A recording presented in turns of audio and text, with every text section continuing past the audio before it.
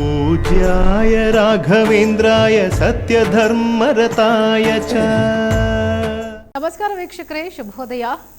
ವಿಶೇಷ ಕಾರ್ಯಕ್ರಮ ಗುರುಮಾತಾ ಗುರುವಾಣಿ ನೇರ ಪ್ರಸಾರ ಕಾರ್ಯಕ್ರಮಕ್ಕೆ ನಿಮ್ಮೆಲ್ಲರಿಗೂ ಆತ್ಮೀಯವಾದಂತಹ ಸ್ವಾಗತ. ನಾನು ಸುಧಾ ಗೌಡ. ವೀಕ್ಷಕರೇ, ಇವತ್ತಿನ ವಿಶೇಷ ಗುರುಮಾತಾ ಗುರುವಾಣಿ ಕಾರ್ಯಕ್ರಮದಲ್ಲಿ ನಾವು ಈ ಜ್ಯೋತಿಷ್ಯವನ್ನು ನಂಬಿ ಹಲವು ಜನ ಮೋಸ ಹೋಗ್ತಿದ್ದಾರೆ. ಇತ್ತೀಚಿನ ದಿನಗಳಲ್ಲಿ ಏನೇನೋ ಮಾಯಾಜಾಲಗಳು ನಡೀತಾ ಇದೆ, ಮಾಟ ಮಂತ್ರಗಳು ನಡೀತಾ ಇದೆ, ಅದು ಜ್ಯೋತಿಷ್ಯದ ಹೆಸರಲ್ಲೇ ನಡೀತಾ ಇದೆ.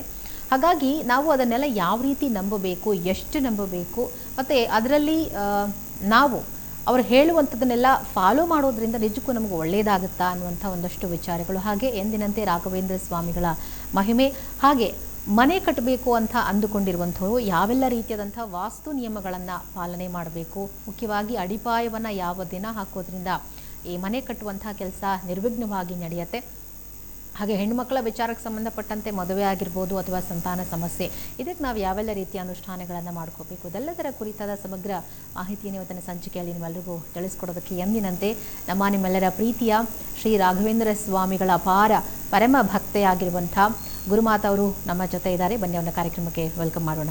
ಅಮ್ಮ ನಮಸ್ತೆ, ಕಾರ್ಯಕ್ರಮಕ್ಕೆ ಪ್ರೀತಿಯ ಸ್ವಾಗತ. ಗುರುವೇ ಶರಣಂ. ಪೂಜ್ಯಾಯ ರಾಘವೇಂದ್ರಾಯ ಸತ್ಯಧರ್ಮರತಾಯ ಚ ಭಜತಾಂ ಕಲ್ಪವೃಕ್ಷಾಯ ನಮತಾಂ ಕಾಮಧೇನವೇ.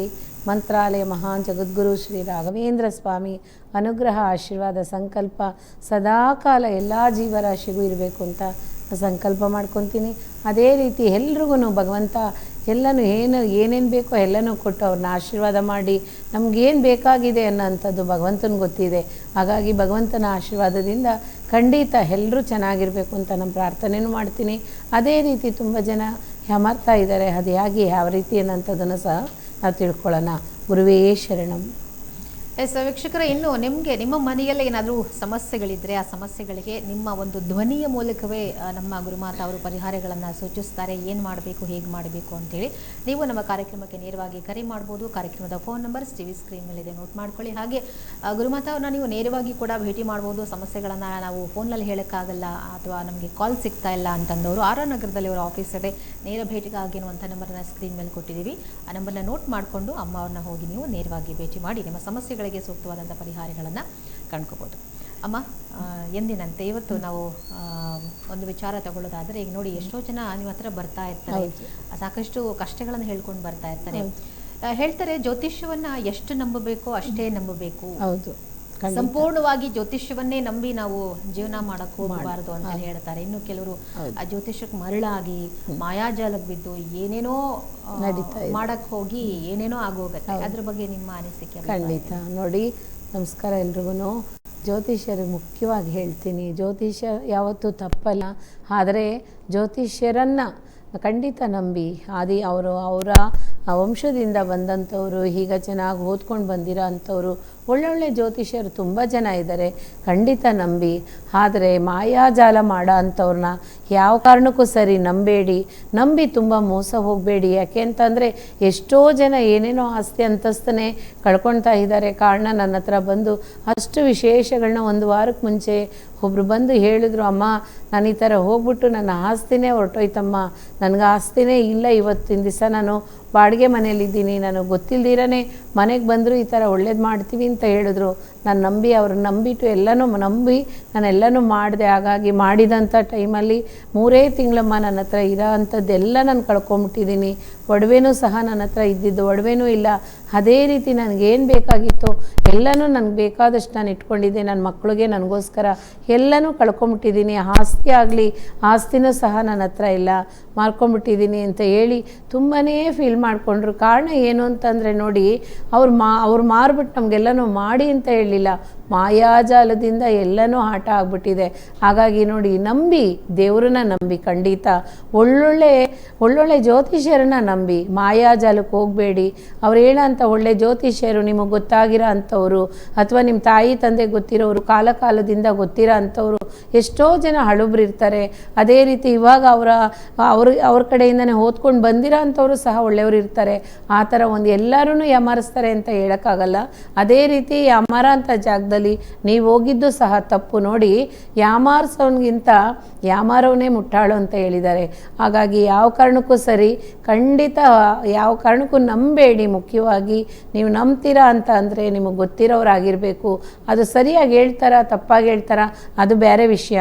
ಹಾಗಾಗಿ ನೀವು ಹೋಗೋಂಥ ಟೈಮಲ್ಲಿ ಗೊತ್ತಿರೋ ಅಂಥವ್ರ ಹತ್ರ ಹೋಗಿ ಖಂಡಿತ ಯಾಮಾರಬೇಡಿ. ಅದೇ ರೀತಿ ಮಾಯಾಜಾಲದಲ್ಲಿ ನೋಡಿ, ಏನು ಬೇಕಾದರೂ ಮಾಡ್ಬೋದು, ಏನು ಬೇಕಾದರೂ ಆಗ್ಬೋದು. ನೋಡಿ, ಒಂದು ಮನುಷ್ಯನ ಉಸಿರು ಸಹ ತೆಗೆಯೋದಕ್ಕೂ ಆ ಮಾಯಾಜಾಲಕ್ಕಿದೆ, ಕೊಡೋದಕ್ಕೂ ಮಾಯಾಜಾಲದಲ್ಲಿದೆ. ದಯವಿಟ್ಟು ಹೇಳ್ತೀನಿ, ಖಂಡಿತ ಯಾಮಾರಬೇಡಿ. ದೇವಸ್ಥಾನಗಳಿಗೆ ಹೋಗಿ ನಿಮಗೇನು ಹರಕೆ ಇರುತ್ತೋ ಅದನ್ನು ತೀರಿಸಿ. ಅದೇ ರೀತಿ ನೀವು ಬೇಡ್ಕೊಳ್ಳೋ ಅಂಥ ಕೋರಿಕೆ ಸಪೋಸ್ ಒಂದು 3 months ಟೈಮ್ ಹೇಳ್ತಾರೆ ಅಂದರೆ ಇವಾಗ 1 year ಆಗಲಿ ಬಿಡಿ, ಏನಾಗುತ್ತೆ? ಆ 1 year ಕಷ್ಟಪಡೋಕ್ಕಾಗಲ್ವಾ?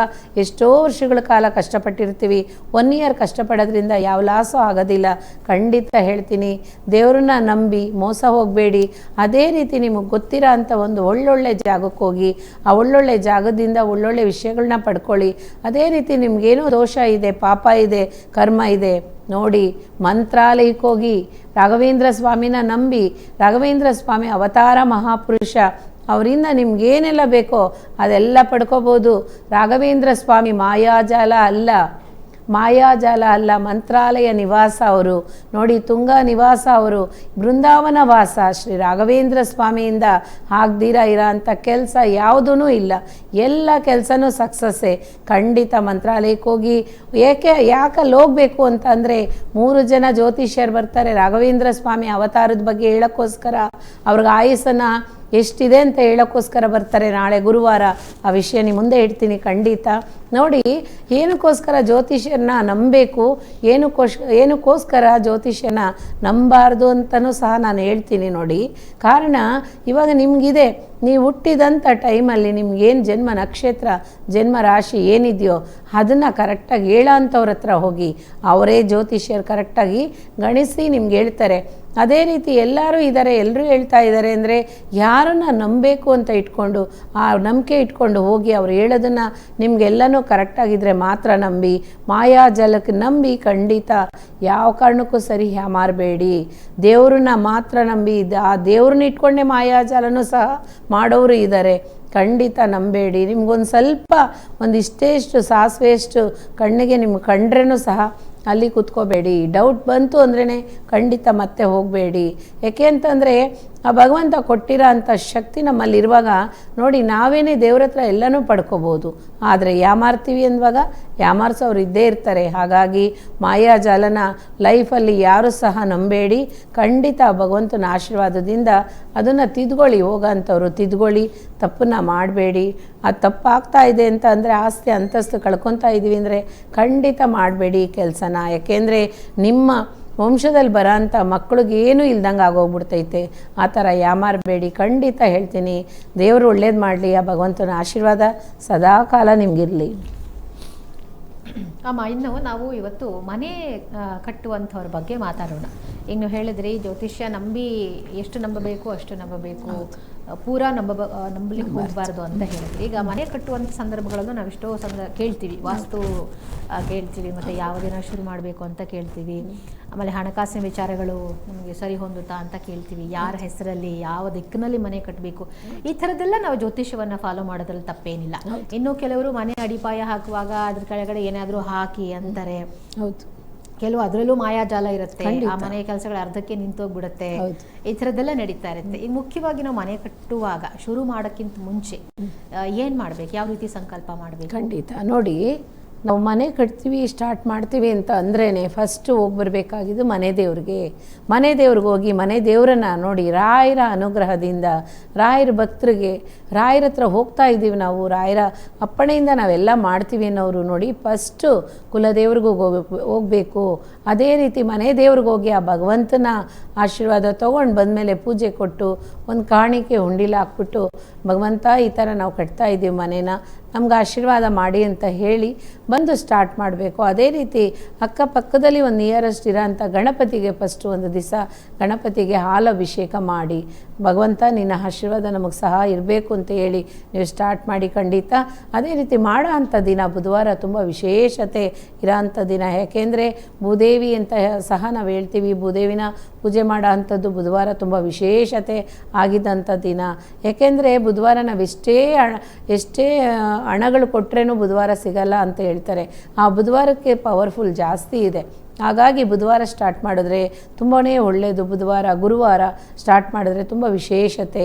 ಒಬ್ಬೊಬ್ಬರು ಸೋಮವಾರನೂ ಸಹ ಮಾಡ್ತಾರೆ. ಏಕೆಂದರೆ ಸೋಮವಾರ ಧರ್ಮಸ್ಥಳ ಸ್ವಾಮಿ ಮಂಜುನಾಥ ಸ್ವಾಮಿಯ ಅನುಗ್ರಹ ಇರಬೇಕು ನಮಗೆ, ಅವರಿಂದ ನಾವೆಲ್ಲ ತುಂಬ ಪಡ್ಕೊಂಡಿದ್ದೀವಿ ಅಂತಲೂ ಸಹ ಮಾಡೋರು ಇದ್ದಾರೆ. ಅದೇ ರೀತಿ ಮಾಡೋ ಅಂಥವರು ಸಹ ಧರ್ಮಸ್ಥಳಕ್ಕೆ ಹೋಗ್ಬಿಟ್ಟು ಒಂದು ತುಲಾಭಾರ ಕೊಟ್ಬಿಟ್ಟು ಬಂದು ನೀವು ಸ್ಟಾರ್ಟ್ ಮಾಡ್ಕೊಳ್ಳಿ, ಖಂಡಿತ ಎಲ್ಲ ಅನುಕೂಲ ಆಗುತ್ತೆ. ಆದರೆ ನೀವು ಅಸ್ತಿವಾರ ಪೂಜೆ ಮಾಡೋ ಅಂಥ ಟೈಮಲ್ಲಿ ನೋಡಿ, ಯಾವುದಾದ್ರೂ ಒಂದು ಮೂಳೆ ಸಿಕ್ತು ಅಂದರೆ ಖಂಡಿತ ಆ ಮನೆ ಉದ್ಧಾರ ಆಗಲ್ಲ. ನೀವು ಮಾಡೋ ಅಸ್ತಿವಾರ ಹಾಕಿ ಎಲ್ಲ ಒಂದು ಸ್ಟೇಜಿಗೆ ಬರುತ್ತೆ ಅನ್ನೋವರೆಗೂ ತುಂಬಾ ನಿಮಗೆ ಹುಷಾರಾಗಿದ್ದು ನೀವು ಅದನ್ನು ಕಟ್ಸ್ತಾ ಬರಬೇಕು. ಯಾಕೆ ಅಂತಂದರೆ ಖಂಡಿತ ಅದರಲ್ಲಿ ಏನಾದರೂ ಒಂದು ಚಿಕ್ಕದೊಂದು ಪ್ರಾಬ್ಲಮ್ ಆದ್ರೂ ಸಹ ಆ ಬಿಲ್ಡಿಂಗಲ್ಲಿ ನಿಮ್ಗೆ ಏನಾದರೂ ಒಂದು ತಡೆ ಬರ್ತಾನೆ ಇರುತ್ತೆ. ಅರ್ಧಕ್ಕರ್ಧ ಕಟ್ಟಿರ್ತೀರ, ಅರ್ಧನೇ ಬಿಟ್ಬಿಡ್ತೀರಾ. ಹಾಗಾಗಿ ಈ ಥರ ಎಲ್ಲ ನಡೆಯೋಕ್ಕೆ ಚಾನ್ಸಸ್ ಇದೆ. ಖಂಡಿತ ಆ ಥರ ಆಗೋದಕ್ಕೆ ಬಿಟ್ಕೋಬೇಡಿ. ಅದೇ ರೀತಿ ಬುಧವಾರ ಮಾಡಿದ್ರೆ ನಮಗೇನು ಅನುಕೂಲ ಅಂದರೆ ಭೂದೇವಿನ ಬಂದು ನಿಮ್ಮ ಮನೇಲಿ ವಾಸಸ್ಥಾನದಲ್ಲಿ ಖಂಡಿತ ನೆಲೆ ಹಾಕ್ತಾಳೆ. ಹಾಗಾಗಿ ಆ ನೆಲೆ ಆಗುವಾಗ ಆ ತಾಯಿ ಏನೇ ಕಷ್ಟ ಬಂದ್ರೇನೋ ಆ ಮನೆಗೆ ಆ ತಾಯಿ ಹೊರ್ತಾಳೆ ತನ್ನ ಶೋಲ್ಡ್ರಲ್ಲಿ. ಅದಕ್ಕೋಸ್ಕರನೇ ಬುಧವಾರ ಮಾಡಿದ್ರೆ ತುಂಬ ವಿಶೇಷತೆ. ಅದರಲ್ಲೂ ಗುರುವಾರ ಮಾಡಿದ್ರೇನು ಇನ್ನೂ ವಿಶೇಷತೆಯೇ. ಸೋಮವಾರ ಯಾಕೆ ಮಾಡ್ತಾರೆ ಅಂದರೆ ಒಬ್ಬೊಬ್ಬರಿಗೆ ಮನೆ ದೇವರು ಸೋಮವಾರ ಆಗಿರುತ್ತೆ, ಹಾಗಾಗಿ ಮಾಡ್ಬೋದು, ತಪ್ಪೇನಿಲ್ಲ. ಆದರೆ ಬುಧವಾರ ಮಾಡಿದ್ರೆ ತುಂಬಾ ಅನುಕೂಲ. ಆ ಮನೇಲಿ ಎಲ್ಲ ಲಕ್ಷ್ಮೀ ಕಟಾಕ್ಷನೂ ಇರುತ್ತೆ, ವಾಸ್ತುನೂ ಇರುತ್ತೆ. ಅದೇ ರೀತಿ ಯಾವಾಗಲೂ ದರಿದ್ರಕ್ಕೂ ಯಾವ ಕಾರಣಕ್ಕೂ ಮನೆ ಒಳಗಡೆ ಹೆಂಡ್ರಿರೋದಿಲ್ಲ. ಹಾಗಾಗಿ ನಾವು ಮಾಡೋ ಅಂಥದ್ದು ಬುಧವಾರ ಆಗಿದ್ರೆ ತುಂಬಾ ವಿಶೇಷತೆ. ನೋಡಿ, ಪೂಜೆ ಮಾಡೋ ಅಂಥವ್ರು ಒಂದು 5 ಜನಕ್ಕೆ ಬ್ರಾಹ್ಮಣರಿಗೆ ಖಂಡಿತ ಬಟ್ಟೆ ದಾನ ಮಾಡಿ, ವಸ್ತ್ರ ದಾನ ಅಂತ ಹೇಳ್ತೀವಿ, ವಸ್ತ್ರ ದಾನ ಮಾಡಿ ಅದೇ ರೀತಿ ಹೊಟ್ಟೆ ತುಂಬ ಊಟ ಹಾಕಿ ಕಳಿಸಿ. ಅದರಿದ್ರ ಆಗಲಿ ದೋಷ ಆಗಲಿ ಏನೇ ಬಂದ್ರೂ ಸಹ ತಡೆ ಆಗುತ್ತೆ. ಫಸ್ಟು ಗಣಪತಿಯಲ್ಲಿ ಹೋಮ ಮಾಡಿ, ಗಣಪತಿ ದೇವಸ್ಥಾನದಲ್ಲೇ ನೀವು ಹೋಮ ಮಾಡ್ಬೋದು. ಅದರಿಂದ ಪಡ್ಕೊಳ್ಳೋ ಅಂಥದ್ದು ನಿಮಗೆ ಬರೋ ಅಂಥ ಆ ಮಕ್ಸುತ್ತು ಅಂತ ಹೇಳ್ತಾರೆ, ದರಿದ್ರಗಳಾಗಲಿ ಖಂಡಿತ ನಿಮಗೆ ಬರೆದಿರೋ ತಡೆ ಇಲ್ದಿರ ಆ ಬಿಲ್ಡಿಂಗ್ನ ಕಂಪ್ಲೀಟಾಗಿ ಮುಗಿಸಿ ಗೃಹ ಪ್ರವೇಶ ಮಾಡ್ತೀರಾ. 6 ತಿಂಗಳು ಅಥವಾ 8 ತಿಂಗಳು ಒಳಗಡೆ ಮನೆ ಆದರೆ. ಇಲ್ಲ ನಾವು ಅಪಾರ್ಟ್ಮೆಂಟ್ ಕಟ್ತಾ ಇದ್ದೀವಿ, ಇಲ್ಲ ಬಿಲ್ಡಿಂಗ್ ಅಂಗಡಿ ಕಟ್ತಾ ಇದ್ದೀವಿ ಅಂತ ಅನ್ನೋರು ಖಂಡಿತ ಹುಷಾರಾಗಿ ಎಲ್ಲನೂ ನೀವು ಮಾಡ್ಕೊಳ್ಳೋ ಅಂಥವ್ರು ಧರ್ಮಸ್ಥಳ ಮಂಜುನಾಥ ಸ್ವಾಮಿಗೆ ಹೋಗಿ ತುಲಾಭಾರ ಕೊಡಿ. ಅದೇ ರೀತಿ ರಾಯರಿಗೆ ಹೋಗೋ ಅಂಥ ಸ್ಥಳದಲ್ಲಿ ಖಂಡಿತ ರಾಯರಲ್ಲೂ ಇವಾಗ ತುಲಾಭಾರ ನೀವು ಕೊಟ್ಬಿಟ್ಟು ಬರ್ಬೋದು. ಮಾಂಚಾಲಮ್ನವ್ರಿಗೊಂದು ಮಡ್ಲಕ್ಕಿ ಕೊಟ್ಬಿಟ್ಟು ಅವ್ರ ರಾಯರಿಗೂ ಒಂದು ನಂದಾದೀಪ ಹಚ್ಬಿಟ್ಟು ನೀವು ಬನ್ನಿ, ಸ್ಟಾರ್ಟ್ ಮಾಡಿ. ಯಾವ ತಡೆ ಇಲ್ದಿರ ನೀವು ಬಿಲ್ಡಿಂಗ್ ಕಟ್ಟಿ ಮುಗಿಸ್ಬೋದು. ಅದೇ ರೀತಿ ದೃಷ್ಟಿಗೋಸ್ಕರ ಖಂಡಿತ ತಡೆ ಬರುತ್ತೆ. ಅದೇ ರೀತಿ ಲೋನ್ ಹಾಕಿ ನೀವು ಲೋನ್ ತೊಗೋಬೇಕು ಅನ್ನೋ ಸಮಯದಲ್ಲೇ ಸ್ಯಾಂಕ್ಷನ್ ಆಗಿರುತ್ತೆ, ನಿಮ್ಮ ಕೈಗೆ ಬರೋದಿಲ್ಲ. ಅದೇ ರೀತಿ ಒಬ್ರ ಹತ್ರ ಕೇಳಿದ್ದೀವಿ, ಇನ್ನೂ ಸ್ವಲ್ಪ ಕೊಡ್ತೀವಿ ಅಂತ ಹೇಳಿದ್ದಾರೆ, ಆದರೆ ಬರ್ತಾ ಇಲ್ಲ ಕೈಗೆ ಅಂತಾರೆ. ಇದೆಲ್ಲ ತಡೆ ಬರೋದಕ್ಕೆ ಕಾರಣನೇ ದೃಷ್ಟಿ. ಆ ದೃಷ್ಟಿನ ಫಸ್ಟ್ ನೀವು ಕರೆಕ್ಟ್ ಮಾಡಿಬಿಟ್ಟು ಮುಂದೆ ಹೋಗಿ ಖಂಡಿತ ಯಾವ ತೊಂದರೆನೂ ಬರೋದಿಲ್ಲ. ಆ ದೃಷ್ಟಿನ ಫಸ್ಟ್ ಗಂಟೆ ಹಾಕಿ 3 ಗಂಟೆ ಹಾಕಿ ದೂರದಲ್ಲಿ ಇಟ್ಬಿಡಬೇಕು. ಆಗಲೇ ಅದು ಹೋಗೋದಕ್ಕೆ ಚಾನ್ಸಸ್ ಇದೆ. ಖಂಡಿತ ಮಾಡಿ, ಒಳ್ಳೆಯದಾಗಲಿ. ಆ ಥರ ಮಾಡ್ತಾ ಇರೋರು ನೋಡಿ, ದೇವಸ್ಥಾನ ಕಟ್ಟಿ ಅರ್ಧಕ್ಕೆ ನಿಂತೋಗ್ಬಿಟ್ಟಿದೆ, ಅದು ಉದ್ಭವ ಆಗ್ತಾ ಇಲ್ಲ, ದೇವಸ್ಥಾನದಲ್ಲಿ ಪೂಜೆನೇ ಸರಿಯಾಗಿ ನಡೀತಾ ಇಲ್ಲ, ದೇವಸ್ಥಾನನೇ ಕ್ಲೋಸ್ ಮಾಡಿಬಿಟ್ಟಿದ್ದೀವಿ. ಎಲ್ಲೇ ಆಗಿರಲಿ, ಯಾವ ಊರೇ ಆಗಿರಲಿ, ಆ ದೇವಸ್ಥಾನ ಕ್ಲೋಸ್ ಮಾಡಿಬಿಟ್ಟಿದ್ದೀವಿ, ತೆಗಿಯೋಕ್ಕಾಗ್ತಾ ಇಲ್ಲ, ಪೂಜೆ ಇಲ್ಲ ಅನ್ನೋರು ಸಹ ಬನ್ನಿ. ಆ ದೇವಸ್ಥಾನನೂ ಸಹ ನಾನು ಪೂಜೆ ಮಾಡಿಕೊಡ್ತೀನಿ, ಓಪನ್ ಆಗುತ್ತೆ. ಅದೇ ರೀತಿ ದೇವಸ್ಥಾನ ಕಟ್ಟಡ ಅರ್ಧಕ್ಕೆ ನಿಂತಿದೆ, ಇನ್ನು ಅರ್ಧಕ್ಕೆ ಆಗ್ತಾ ಇಲ್ಲ ಅಂದ್ರೂ ಸಹ ಬನ್ನಿ. ಆ ದೇವಸ್ಥಾನದ ಜಾಗದಿಂದ ಒಂದು ಇಡೀ ಮಣ್ಣು ತಗೊಬನ್ನಿ, ನಾನು ಅದು ಮಂತ್ರಿಸ್ಕೊಡ್ತೀನಿ. ಖಂಡಿತ 7 ತಿಂಗಳು ಒಳಗಡೆ ಆ ದೇವಸ್ಥಾನನೂ ಸರಿ ಫೇಮಸ್ ಆಗುತ್ತೆ. ಕಾರಣ ಏನು ಅಂತಂದರೆ ನಮ್ಮ ರಾಯರು ನನಗೇನೇನು ಕಟ್ಟಳೆ ಕೊಟ್ಟಿದ್ದಾರೋ ಖಂಡಿತ ನಾನು ದಾಟಿಕ್ತೀನಿ. ರೋಡ್ ಹಾಕ್ಕೊಂಡು ಹೋಗ್ತಾ ಇರ್ತಾರೆ, ನನಗೆ ತೋರಿಸ್ತಾ ಇರ್ತಾರೆ ಆ ದಿಕ್ಕನ್ನು, ಅದನ್ನು ನಾನು ಮಾಡಿಕೊಡ್ತೀನಿ. ಖಂಡಿತ ಬನ್ನಿ. ಅದೇ ರೀತಿ ನೋಡಿ, ಒಂದೊಂದು ವಿಷಯನೂ ಆ ಭಗವಂತನಿಗೂ ನಮಗೂ ಬೇಕಾದಷ್ಟು ಲಿಂಕ್ ಇದೆ. ಆದರೆ ನಾವು ಭಗವಂತನಿಂದ ದೂರ ಆಗ್ತೀವಿ. ಯಾಕೆ ಅಂತಂದರೆ ನಾವು ಮಾತಾಡೋ ಅಂಥ ಮಾತಾಗಲಿ, ನಾವು ನಡ್ಕೊಳ್ಳೋ ಅಂಥ ರೀತಿ ಆಗಲಿ, ಅದರಿಂದನೇ ಭಗವಂತ ದೂರ ಆಗುವಾಗ ಇಲ್ದಿರೋಂಥ ಕಷ್ಟ ಎಲ್ಲ ನಮಗೆ ಬಂದು ಸೇರುತ್ತೆ. ನಾವು ಯಾವುದೇ ಮಾಡೋಕ್ಕೋಗಲಿ, ಮನೆ ಕಟ್ಟೋಕ್ಕಾಗಲಿ ಅಥವಾ ಬಿಲ್ಡಿಂಗ್ ಕಟ್ಟಿ ಬಾಡಿಗೆ ಕೊಡಬೇಕು ಅನ್ನೋರಾಗಲಿ ಎಲ್ಲನೂ ತಡೆ ಬರುತ್ತೆ. ಎಲ್ಲ ವಿಷಯಗಳಿಗೂ ತಡೆ ಖಂಡಿತ ಬರ್ತಾ ಇರುತ್ತೆ. ಇದನ್ನೆಲ್ಲ ನಾವು ನಿಲ್ಲಿಸ್ಬೇಕು ಅಂದರೆ ಆ ಭಗವಂತನಿಂದ ಮಾತ್ರನೇ ಸಾಧ್ಯ. ನನ್ನ ರಾಯರು ಏನು ಬೇಕಾದರೂ ಸರಿ ಸಕ್ಸಸ್ ಮಾಡಿಕೊಡ್ತಾರೆ. ರಾಘವೇಂದ್ರ ಸ್ವಾಮಿ ಅನುಗ್ರಹದಿಂದ ಎಲ್ಲ ಪಡ್ಕೊಳ್ಳಿ. ಅವ್ರ ಹತ್ರ ಹೋಗೋ ಅಂಥವ್ರಿಗೆ ಆ ದೋಷ ಆಗಲಿ, ಪಾಪ ಆಗಲಿ, ಶಾಪ ಆಗಲಿ, ದೃಷ್ಟಿ ಆಗಲಿ ಯಾವುದ್ಯಾವುದೂ ಇರೋದಿಲ್ಲ. ರಾಯರನ್ನ ನಂಬಿ ಖಂಡಿತ ಆ ರಾಯರಿಂದ ಎಲ್ಲನೂ ಪಡ್ಕೊಳ್ಳಿ. ರಾಘವೇಂದ್ರ ಸ್ವಾಮಿ ಅನುಗ್ರಹದಿಂದ ನೀವು ಮಾಡೋ ಅಂಥ ಒಳ್ಳೊಳ್ಳೆ ಕೆಲಸಗಳೆಲ್ಲನೂ ಖಂಡಿತ ಸಕ್ಸಸ್ ಆಗಲಿ ಅಂತ ಭಗವಂತನಂತ ಸಂಕಲ್ಪ ಮಾಡ್ಕೊತೀನಿ. पूज्याय राघवेन्द्राय सत्यधर्मरताय च